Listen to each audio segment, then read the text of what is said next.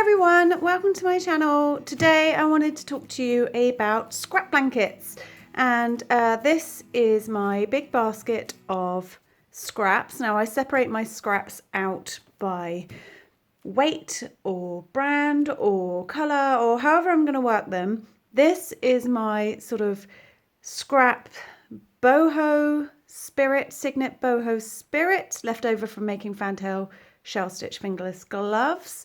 And I think I've got a bit of Prima Donna ice yarns in here. I have some Shapier's Wanderlust in here. So it's all very, very similar. It's all variegated. It's all a pretty much like for like weight. And this is just my huge sort of scrap basket. So I have already made a granny stripe scrap blanket out of my boho scraps. And this is what I've still got left over. I've got lots. Shameful, as you can see. So I've actually started making a hexagon, a really simple granny hexagon blanket. And I have joined using a tight join as you go. So I thought this would be, as I've just started, this would be a great opportunity to show you a really simple, standard and quick granny hexagon motif. So I am a big fan of hexagons. I already have another like a cluster hexagon tutorial on my channel. This is a really simple, fast granny, just a standard granny hexagon, which you can make as big or as small as you like. So I'm going to show you how you, if you also have embarrassing amounts of scraps, how you can make a fab scrap blanket, which will look amazing once it's done. Obviously at the moment it's only 7 hexagons, so I don't know if I can class that as a blanket. But that's enough chatter from me. I'm going to crack on and I'm going to show you how to do this really versatile hexagon. All right, so I've just grabbed, I think this is Zen, the colorway Zen boho spirit scrap left over whilst I knock the camera and all the lighting. So I'm using this, and I've found what works well for me with these slightly different brands of yarn is to sort of average it out, and I use a 4.5mm hook. Now you can go bigger, you can go smaller. It's just for me, for these particular yarns, I've been using a 4.5mm hook. So I'm going to show you how to do a really basic granny hexagon motif. I do have a video on how to do this tight join, super flat, tight join as you go method. A note about how to do it with hexagons, it's exactly the same as squares. It's just, as you can see, wherever you fill in your hexagon or wherever you put your next hexagon, sometimes you may be joining 3 sides. Let me have a look here. I think I joined 3 sides and these are then joined to this one. But essentially this one here I've joined on 2 sides. So you join however many sides obviously your placement is. So you'll know as you go where you're adding them. And the beauty of this tight join as you go is I couldn't tell you if for this hexagon I joined all 4 sides at once or if I'd just joined one and the others are joined in. So it's a seamless, really pretty corded, and it looks really effective when it's separate colors like this.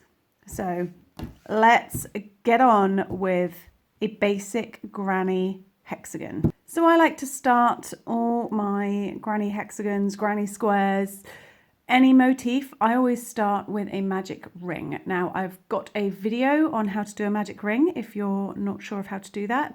Or, and I just want to say, or for all the people that often comment saying, I don't like the magic ring, that is totally fine.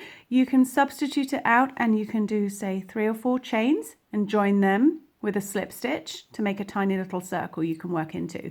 That's fine, whatever works for you. I just personally prefer a magic ring because I like how closed the center is.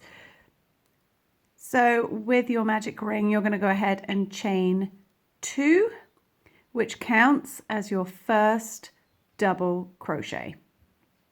Then I'm going to pop another double crochet into this ring.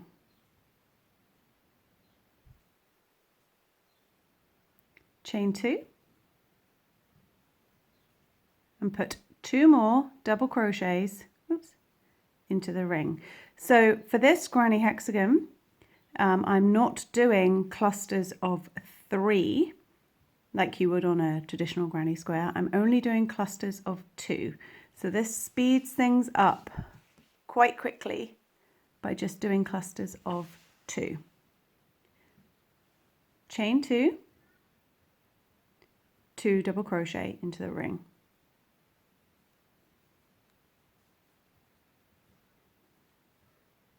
Chain 2, move that out of the way. 2 more double crochet into the center ring. Chain 2. So I've got 4 now. I need 2 more sets of these 2 double crochets, because obviously a hexagon is all about the number 6. Chain 2, 2, 3, 4, 5, and then 2 more double crochet into the center ring. Chain 2, and provided you have 6, that magic number 6 clusters, you can tighten up the magic ring, but don't pull it all the way closed, because you don't want to lose that first chain 2 that you did, which counts as a stitch.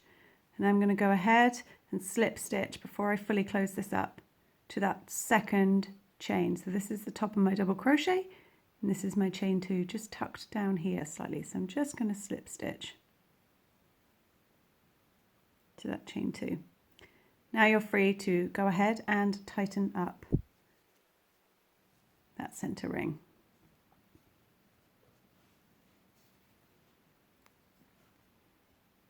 Okay, for the second round, I'd like to start in this corner, like this chain 2 space here. So I'm just going to slip stitch under the next double crochet and then into the chain 2 space. So I've crept along without adding any height. Oh, my magic ring is not being very magic today.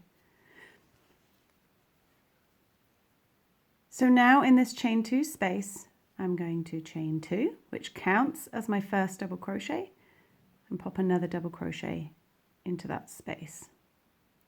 Chain 2, and put 2 more double crochet into that exact same space.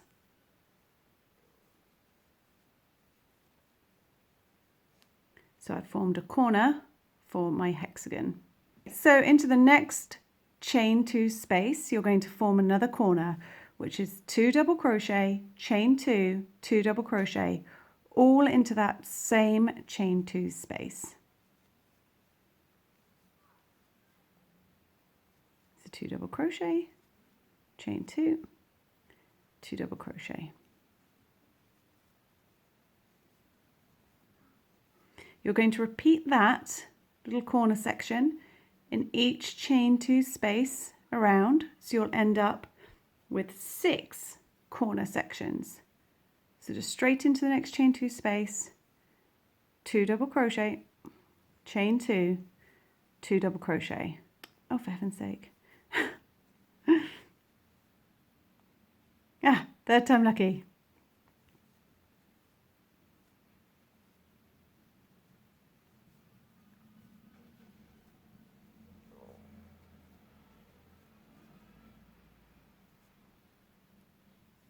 And keep going around, 2 double crochet, chain 2, 2 double crochet into each chain 2 space from the row below.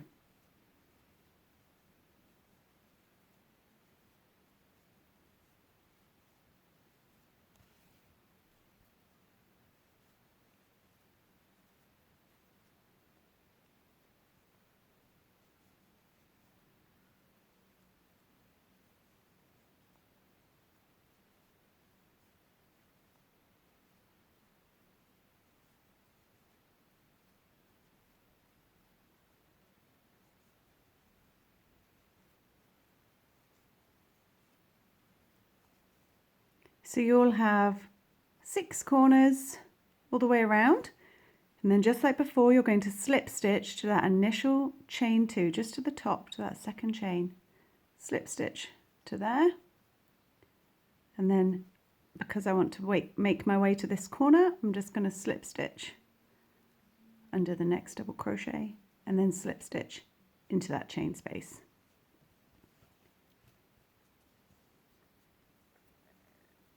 Round 3, we're starting in a corner, so chain 2, which counts as a double crochet, and another double crochet, chain 2, and 2 double crochet. So start with a corner, and you know you're starting on a corner.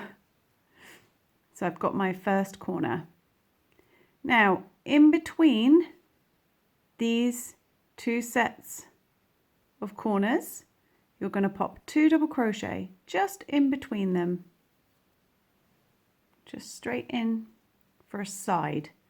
So a side is just 2 double crochet, just hanging out on their own. And then I'm immediately back over to my chain 2 space from the row below.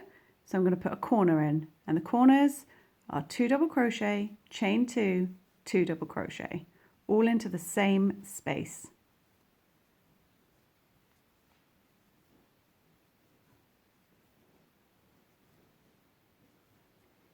Now I've got a side, so I'm going to put 2 double crochet in there, just on their own.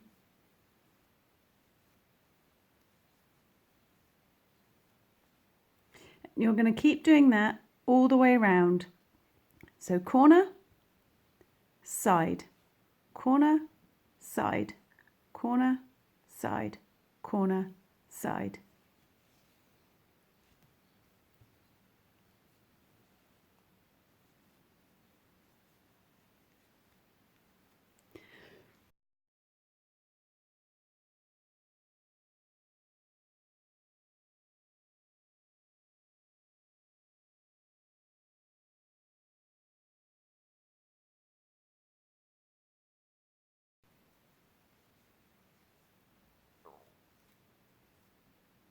Don't forget your final side.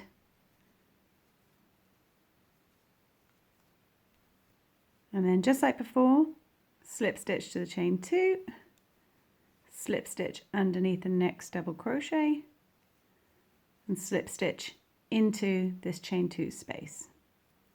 Then you're ready for the next round. Okay, so oops. For the next round, it's just like before, only you're going to be adding an extra side. So for every corner, it's 2 double crochet, chain 2, 2 double crochet, all in the same place. And for the sides, it's just 2 double crochet. But you'll notice there's now 2 here and here. So for every round that your hexagon gets bigger, you're increasing your side count by 1. And also what you may find, it's quite well demonstrated on these, is as you get a bit bigger, because we are not chaining 1 on the sides, it's starting to pull in a little bit.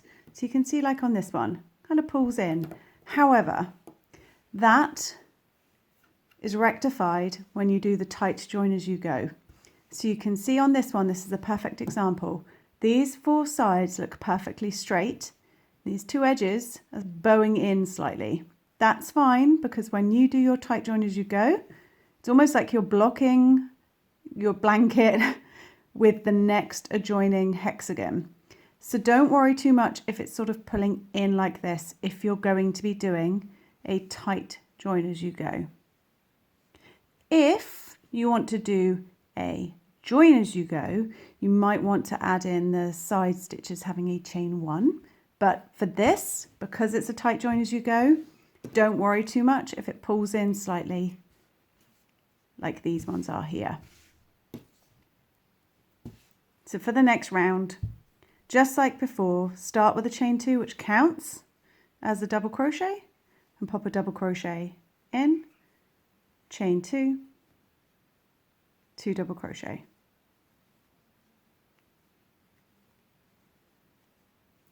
Then, as I said, we've now got 2 sides to work our way along. So it's just 2 double crochet on their own, and then here again, another side, 2 double crochet, just hanging out on their own. And then you're immediately back to your corner, your chain 2 space. So 2 double crochet, chain 2, 2 double crochet, all into that same chain 2 space. So I'm going to carry on and whiz around this one, and I'll meet you back over here.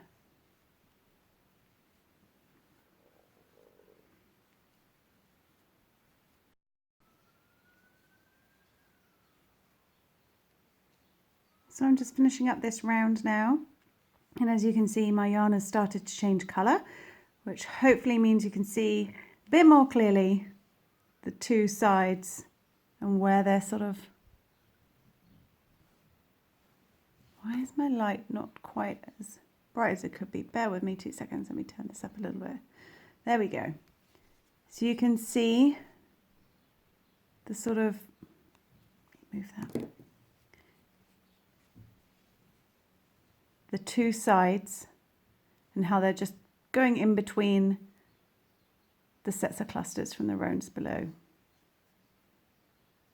So this is 4 rounds, and for my personal blanket I've been doing 1, 2, 3, 4, 5 rounds because I found that's just enough to bring in the sort of colour change, colour variation. So just enough to get this sort of beautiful slight colour change coming through. Not quite enough for the Wanderlust. It's just a solid black square, so that is actually quite annoying, but I'm not going to look at that. It's a scrap blanket, so it doesn't matter. I need to get past my colour OCD. So we're going to go ahead and finish up this round just as we have with all the others. Slip stitching to the top of the chain 2.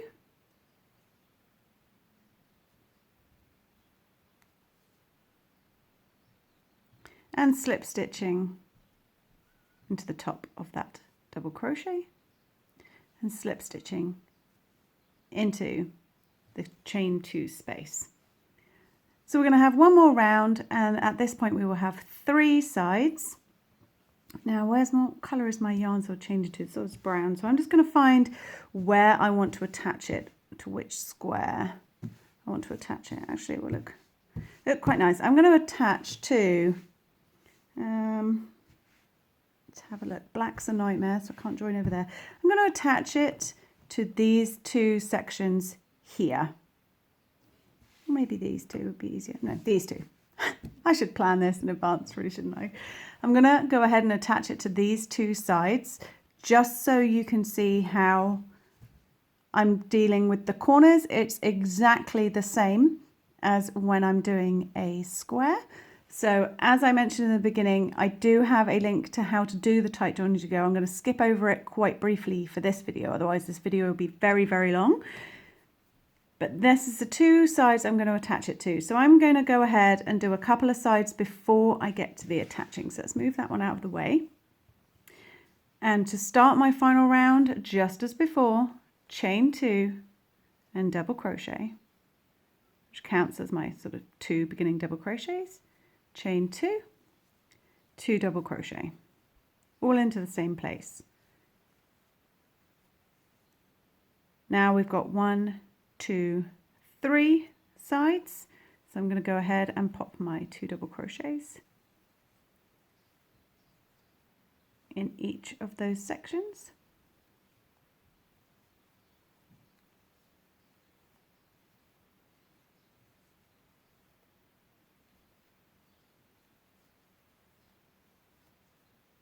And then back to my corner. So 2 double crochet, chain 2, 2 double crochet, all into that same place.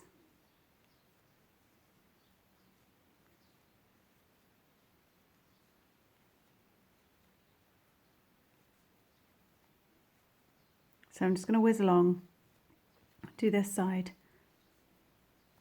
ahead of attaching.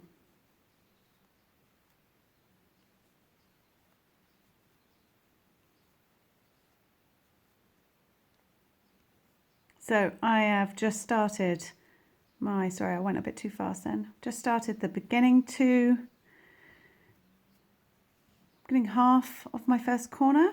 I'm going to chain 2, and of course now I want to do the joining. It's gone to quite a dark colour, which is going to be a nightmare for you guys to see, but I'm going to do my best.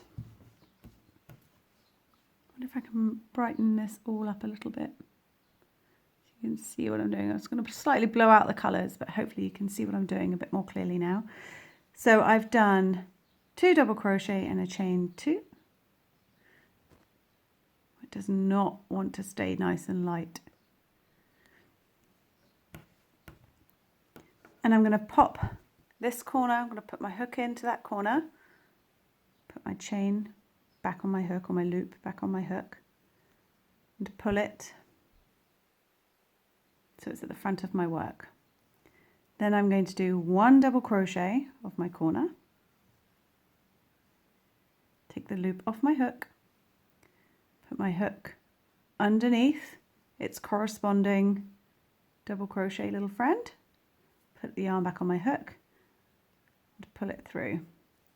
Then I'm going to complete my last double crochet of that corner. So just like for tight join as you go for squares, as I say, I do have a video on that. This is the worst kind of yarn to be trying to show you. I'm going to carry on, and you treat it just as you do for a square. Now I'm going to do my side.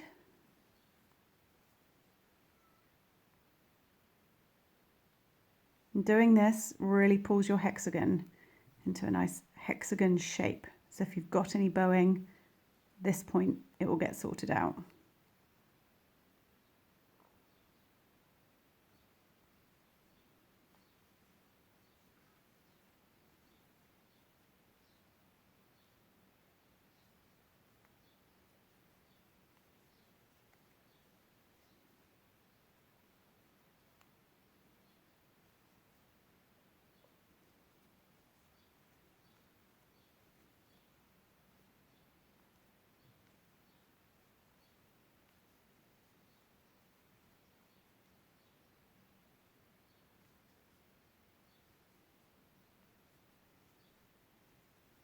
So you keep attaching your double crochets to each other for as long as you have double crochets to either make or attach to.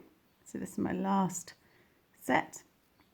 So I've done half of my corner here. Now I picked this bit because I can show you how I deal with this little intersection, because of course you don't have this on a square, this little bit here. So you freestyle however you want to join them. For this blanket, what I've been doing is chaining 1, taking my hook out, popping it under this first one. There's a little bit of bodging happening here. Get under this first one, and then I'm lifting my hook up. Oops, stay in shot. So I've pulled it through this sort of orangey square, and then I put it into this brown square. So I'm just putting it back on and pulling it through again. Then I'm chaining 1. I'll show you that again.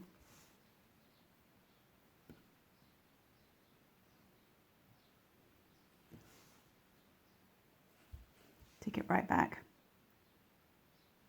So I chain 1, take my hook out, place my hook through the orange square, put that yarn, bring it to the front, lift it up, take my hook out. Then I'm going into this light brown square, putting the hook loop on my hook and pulling it through this one too. So I've just sort of loosely caught this corner. I'm just pulling it in. So you can't really see what I've done, but it just sort of catches it. Then chain 1, oops, without catching the yarn on that square. It's chain 1. And then I'm going to finish off my corner. So I'm going to do 1 double crochet, take my loop out, and I'm going to attach it to its friend on this sort of goldeny beigey square.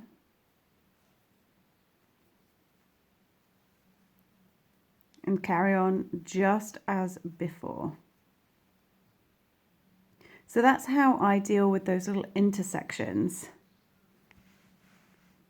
here. So it pulls this one together, but you can't really see. Hopefully you got what I did, because I apologize, I did not think this through with this yarn coming to the brown section, joining to brown and joining to brown. But that's how I deal with the little intersection bits for joining a hexagon. But you do what works for you. As long as you do the same thing for every hexagon on your blanket, that's fine. Whatever way you want to do it, just do it consistently and you're good to go. So I'm just going to finish up this side over here.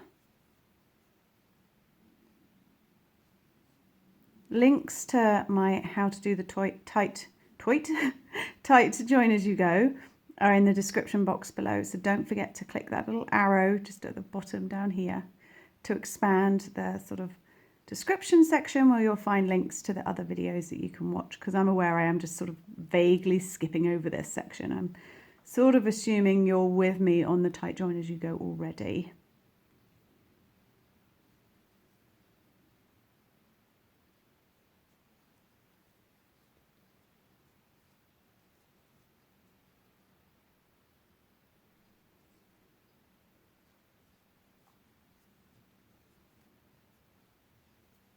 So when you join to the very last double crochet, go ahead and chain 2, and that's your attaching done. But can you see how beautifully that's pulled it all nice and square? Look, magic. So I'm just going to go ahead and finish up this little granny hexagon. If you want to make it bigger than 5 rounds, you absolutely can. You just keep going. So just like a granny square, your granny hexagon will grow exponentially by 1 side cluster each time. And by just doing 2 double crochet instead of 3, it's really quick when you get into it, particularly great for scrap blankets like this because it's slightly more economical with the yarn.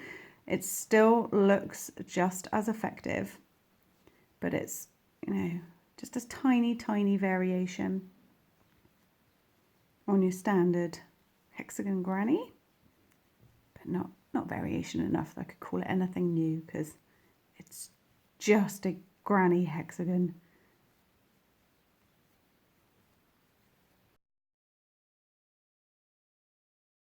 So when you are done, you're going to slip stitch just as before to that chain 2, and because I have finished with this round now and I don't need to make my way to the corner, I'm just going to chain 1. I'm going to snip my yarn, leaving a generous tail so I can weave it in afterwards, and I'm just going to pull that through. So that is a really simple granny hexagon with a very loose glossing over of how to do a tight join as you go, and particularly how to deal with this little intersection. I would do the same if I had 2 intersections. So it's just pulling it through that sort of middle one and then over to this one here. So attach, pull the yarn through, attach.